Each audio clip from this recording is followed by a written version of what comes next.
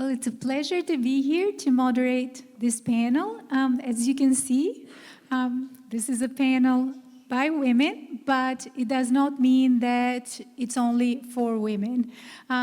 Gender issues in urban planning belong to everyone because a city that works well for women works well for everyone. And when I say women, I mean women from all walks of life. So the city presents barriers for women as mothers, for women as young teenagers, for women as old ladies trying to deal with life after employment. The documentary already covered a lot of ground for us, but we will unpack some of these issues further through the panel. And we have an amazing lineup of women here, architects, artists. We have Alia, who splits her time between London and Dubai, yes? And we have Jetmira, our documentarian, who put together the beautiful movie we just saw. And we have Benedetta, who works between Tirana and Italy and specializes in educational buildings. So all women from different walks of life, so they'll present different perspectives, different pieces of the puzzle. So I'll sit down and join you, and we can have a discussion. So first, I wanted to ask everyone as architects, as professionals, what type of gender issues have you encountered in your work? When you design, do you notice that women use spaces differently? Do you need to design differently for women? I'll start with Alia, and then we move towards Benedetta. Hi, good morning, everyone, and it's a pleasure to be here today. Going between London and Dubai and working internationally, the role of women has changed a lot in a huge way. When I started studying architecture many years ago, I think there was like 5% women in the industry and 5% of 10% at the most in my studio. And that situation has changed hugely. I think it's more the other way around. Almost more than 50% are women in the studios that I work in here, in the UK, as well as in the Middle East. So I think the role of women have changed, and I think the main thing that we bring to the table is, to have our own level of thinking, which is a lot more inclusive. I think that having that perspective, which is more inclusive, which is thinking about the intergenerational, which I'm going to talk a bit more about later this afternoon, intergenerational design, looking at women, children, and also senior citizens in terms of the way in which we design. I think recently, the philosophy has changed a lot because it's become a lot more conscientious as well about, focusing on the human factor in architecture and urban design together with the environment. So, I definitely think there has been influence in a lot of different ways. Well, that's very good to hear that there is change, though. I mean, I understand there's lots of challenges ahead, but hearing that there is change in the profession, that's very, very encouraging. Yeah. And I'll pass it over to Jetmira now, and I'll ask a bit about the documentary. So one of the interviewees in the documentary, who was not Albanian, she mentioned how patriarchal Albanian culture still is, right? So do you want to tell us a bit more about that and how patriarchy might translate into urban planning, urban spaces, how you see it? Of course. First of all, thank you for screening the documentary and for inviting me here. It looks like a very well-organized event, so I thank you. The documentary actually started completely with another idea which is related to women, so maybe I take a second to explain that. It was meant to interview people more in position, let's say, and it ended up interviewing people that are more in the common ground of the profession, which were the individuals in the screening. They mention nearly all the patriarchalism. If you listen to the whole interviews that are done, and I think they mention it because they see more masculine energy in the profession, so profession-wise, and they what I got from them is that they kind of feel that they don't have a voice as women, but they feel men have more voice in the profession of architecture. Me personally, I see it also, this patriarchalism, which I don't want to make it a big deal, because we are strong, we can make our work, and people have started to respect us for that. But I see it mostly in Albania right now. I see in this big development, urban development, with architectural, with international architects. I feel, there is a disbalance of gender in that. So maybe we can try and bring together more female or women, more women architects, which are very successful. I come from a background where I graduated in Mendrisio, Accademia di Architettura di Mendrisio in Switzerland, and I had very women architects that I respect as professors a lot. I think there is patriarchy, but we don't have to concentrate on that. I think we have to go on and use develop with each other and have conversations with each other, men or women, to have a common objective to develop our city.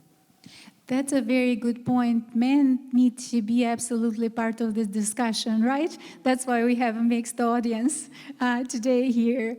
All right, and then I'll pass it over to Benedetta. Do you want to tell us a bit about your profession, especially since you focus on educational buildings? Yeah. So since those kind of buildings serve children, do you think a female sensitivity is needed there in particular? Yes, thank you, and thank you for this invitation and this opportunity. Well, in my opinion, there isn't we should talk without any gender. So also working with children and making spaces for children, we have an approach that is without any gender. Although we are a company in which there are more, we are well balanced between men and women, but we have an approach focused on all people, so without any gender. And we focus on strategies of design that can improve and can make spaces in which people can grow with open-minded set aspect. And in fact, one of our best design strategies is transparency. So the connection between spaces and the good orientation, not only inside the buildings, but also outside. When you have transparency, you have openness, and you have a great connection and interaction between people. So it is the first thing, in my opinion, that could improve society and create new citizens without any gender. Well, that's a very interesting point, and I'm trying to think back on the education history, how we've gone from having separate schools for boys and girls to spaces that are gender neutral nowadays, where we don't consider gender as much, so we socialize children in a very different way from a very young age, right? I'd like to make the discussion a bit more specific. If all of you would like to share some example from your own practice where having more women in a design team made a difference, changed the design in a particular way. I'd love to hear that.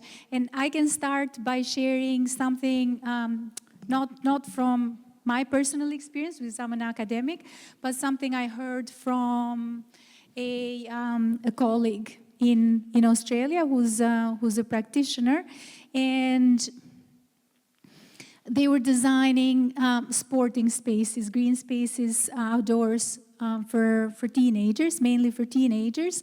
And she shared with me that the men on the team, even though some of them were fathers, so they had teenage girls, but they hadn't realized that the space needed changing rooms for girls, because girls are a certain way, right? They're not going to wear the same clothes that they've been playing on, perspired, etc. So they absolutely need some changing spaces right next to the sporting field. Whereas boys might be a bit more different, but might not care as much. They just go home in the clothes that they've been playing with. So she said that was one specific example where the presence of women on the team made a difference, because they pointed out that, oh, we need to have these particular facilities to make this sporting field more attractive to girls. So are there similar examples that you might share from your practice? In educational sector, we use not only transparencies but also the mixed use. So we promote flexible spaces which can used with different functions and also different gender, and also we focus the attention on the entrance, because sometimes having a clear entrance and a clear orientation inside the building can help to make more visible some aspect that sometimes bring people in confusion. And another interesting aspect could be the use of paths and different kind of paths, helping the connection and the interaction. So from what I'm hearing is your practice is more focused on universal design principles rather than separation by gender. Is that correct to say? Yeah. Connected with the thought of no gender approach to the design. So taking care of the different abilities of people, taking care of different genders, and taking care also of different ages. For example, also opening a window could be different from different age of people, not only about their genders, and also the comprehension of materials could be different about the height, about not only the gender, about the age. For example, a kid can open a window by himself. So this is our attention on design, on people first. Well, that's excellent, and that's the direction society needs to go towards, right? Universal design. I mean, perhaps women need a little bit of extra help now because they've been left behind for so long, but eventually the idea is to make the city work for everyone, right? Regardless of gender or ability or height or body shape and so on. And Jetmira, would you like to share your experience? Actually, listening to this, I feel a bit slightly differently about it, because I feel biologically men and women are different in body, also in measures. So I wouldn't be of the idea of it to be really universal, maybe universal in concept. So a share is dedicated to both, to all genders. But measure-wise, or I don't know, spirit-wise, energy-wise, I think women and men have their auras specifically, or so if I'm asked, I feel this in the everyday life. So for example, also from when I did my interviews in the documentary, so Brown, and she mentioned that women, when they have to go from point A to point B, they would do A1, A2, A3, because they want to discover. They maybe are attracted to brighter colors or vivid colors, or which can also be for men, but I think objectively men have, when they have I think we function differently. Now I'm not going to explain in detail what I feel, but this is what I feel, that women tend more to explore their environment and men tend more to go to be more direct. So I feel like that. And I live this myself also when I am in a city, in a new city, I want to explore more. Also, there is another point of view, maybe urban point of view. They say we have less sense of orientation. I don't know. Maybe it's true. Maybe it's not. But even if we have this, I feel we have a like a certain sensibility. For example, with Henrike, which is also my friend, she is obsessed with communism, with communist furniture in Albania, and we both go and search for it. And we have this, both of us as women, we have this certain integrity and deep feeling that we have to rebirth a chair.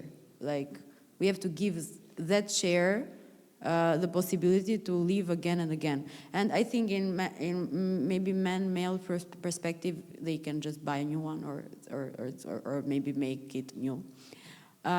So this is my opinion. I think we are different, but yeah, in function-wise, I think the spaces should be dedicated, should be accessible for all in the same way. Just we leave them differently.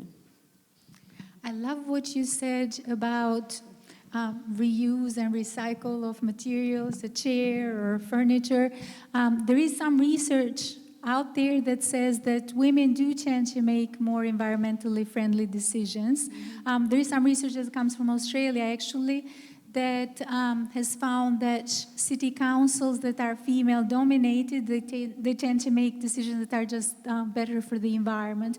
And it's not clear why that should be, but but it sounds like that's what it is. It's worth exploring that further. And Alia, would you like to share your experience? Yeah, sure. Well, I agree with some of what you said.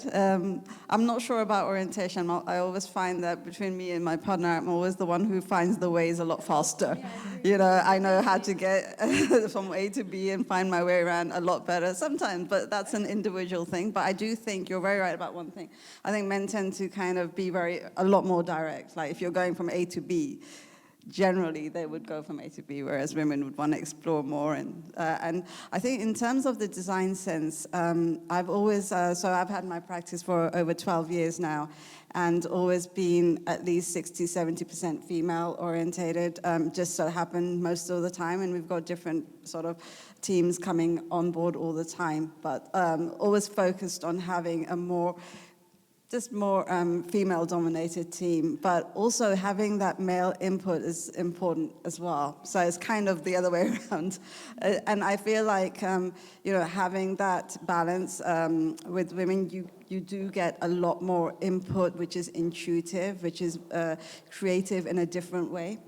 Whereas I think from the male perspective can be a lot more direct, but also it's a different, maybe direct way of thinking, whereas, a female thinking can be more kind of like indirect and so explorative. But it's very hard to just to say that and without actual justification of it. It's just more of an intuitive thing. So, but I do think that the one thing is that when you're designing cities, when you're designing spaces, and when you're thinking about strategies around urban development or any kind of development, having both perspectives is such a key element to it, because you can't do without one or the other. You can't just have a female team either without that input from different perspectives. So I think that it's about enhancing that perspective rather than making it more dominant in one way or the other, perhaps. Yeah, that's a very good point. And the truth is, men and women are trained in the same schools, right? Yeah. They're trained together, so they would have received similar lectures. Yeah. They would have been going to similar seminars. So, of course, the thinking cannot be expected to be very different, maybe a little bit different if you're a woman or a man. But, yeah, I wouldn't expect radically different points of view, because, after all, we're all socialized in the same professional environment, right?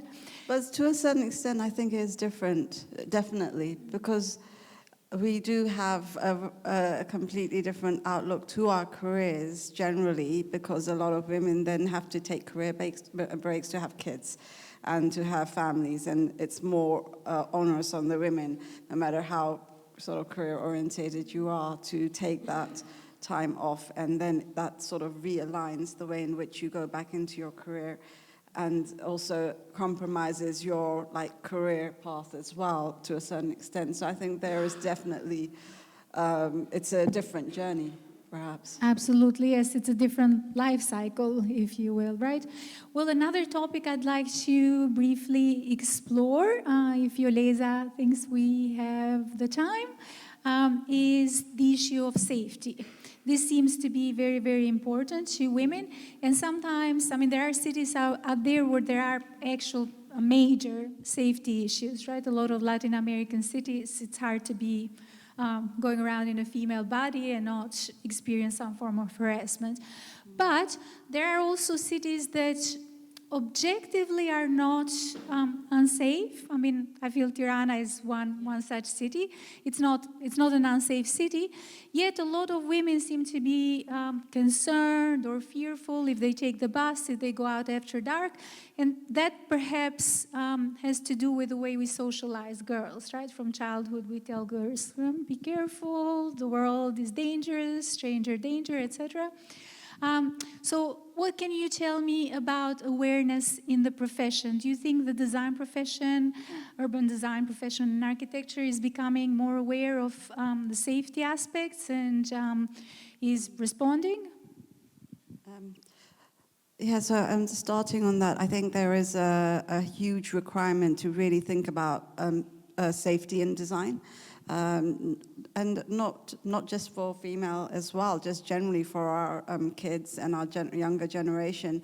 In the UK, when we're designing, I don't know if they have the same here, but building control require us to do secured by design regulations to apply. So making sure you have secure spaces when you're designing, to have well-lit spaces and no dark corners, and to provide sort of surveillance spaces in most public areas.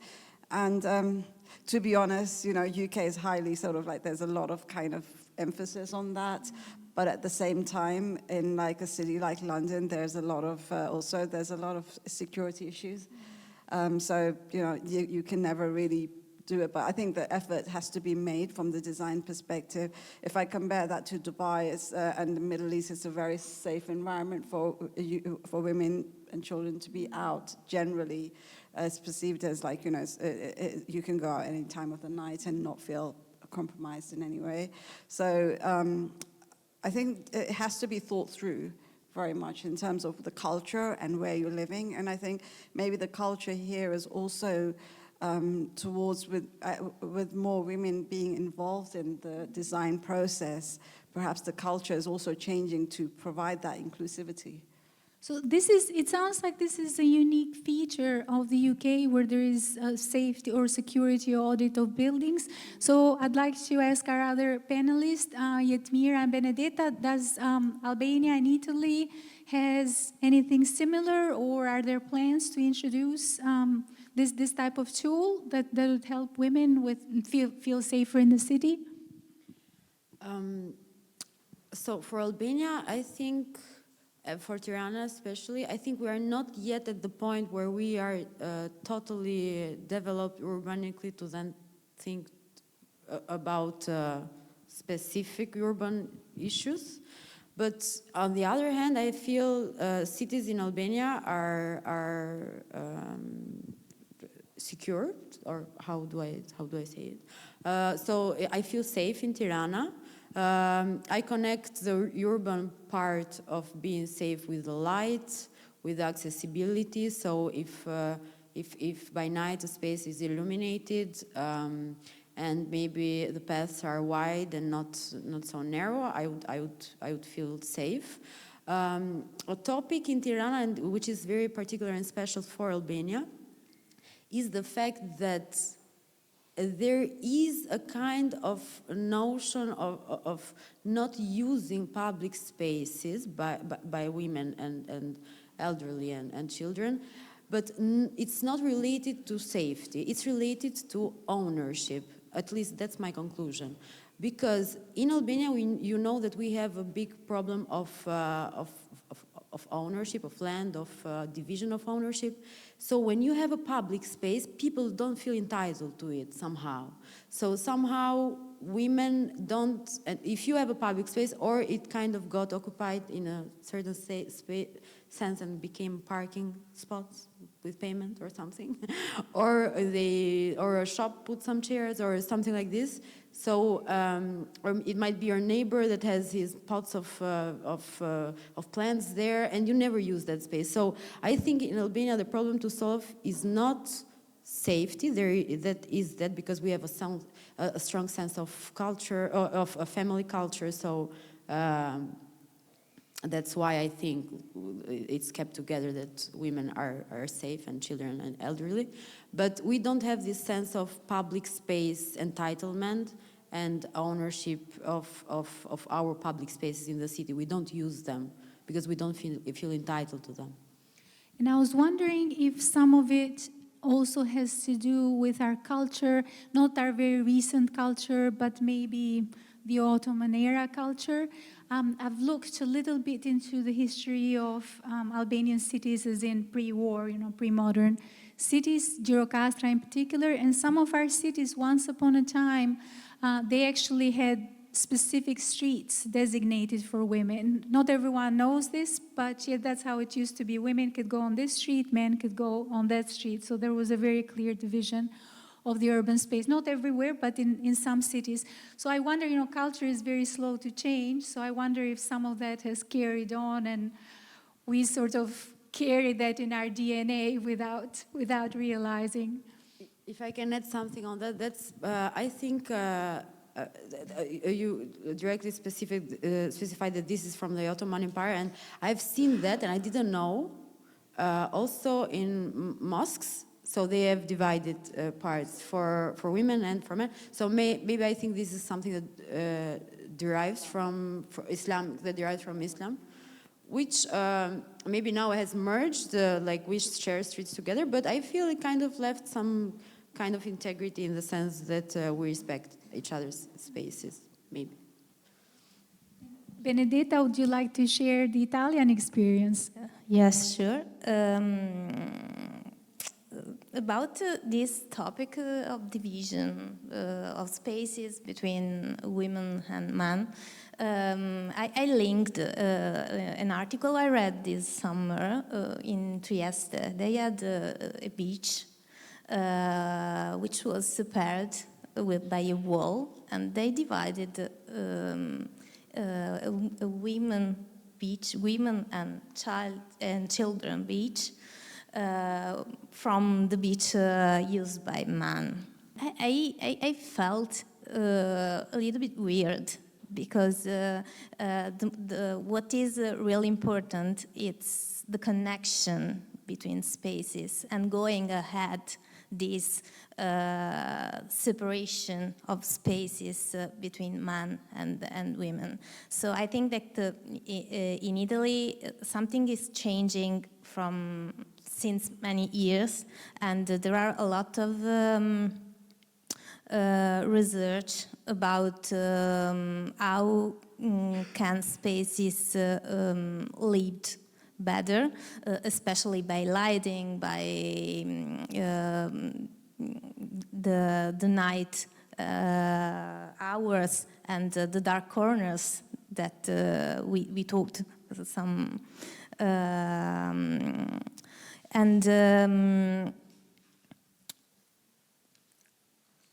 I think that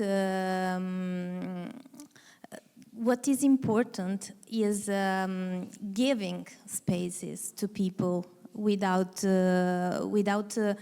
putting walls, like in Trieste case. And if you give space and beautiful spaces to people, they feel like at home. And also in urban spaces and in public spaces could happen this.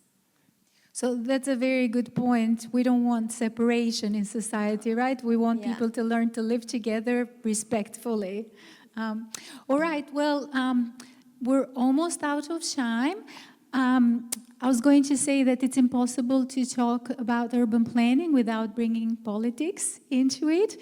So I'll invite, to wrap up, I'll invite Jetmira, since she's the only Albanian on the panel, to give a message to politicians. How do you see the future? What more can be done to help women enjoy the city? Okay, that's a hard task, but I will try. Okay, so as I mentioned at the beginning, let's say high-position women were asked to participate in the documentary, and they didn't directly refuse, but they kind of found a way to postpone my 3 months of making it. So I lost some time, but anyway, I wanted to interview these women, which are strong images in the urban planning of Tirana mainly and Albania. I would invite them to feel or to see how they were, to see themselves younger and to recall their objectives, what were they and where they are now. And if they really are using their voice really for what they want, or if they are using the voice of other people and bringing in life what other people need, or if they are blocking somehow themselves. So by saying that, I want to say that women, if they are pushed up to give their opinion, they can make wonders. If you strengthen up and convince a woman that she has the value she has and more, they become unstoppable. So my message is for the politicians or these people in power, let's say, is to kind of give more voice to women and for the women politicians to recall themselves how they were when they were young, and if they are doing what they wanted to do with Tirana and Albania when they were young. Well, that's the perfect place to conclude. I'd like to thank everyone very much for being part of the panel, and I'd like to invite everyone else to enjoy lunch. Yeah.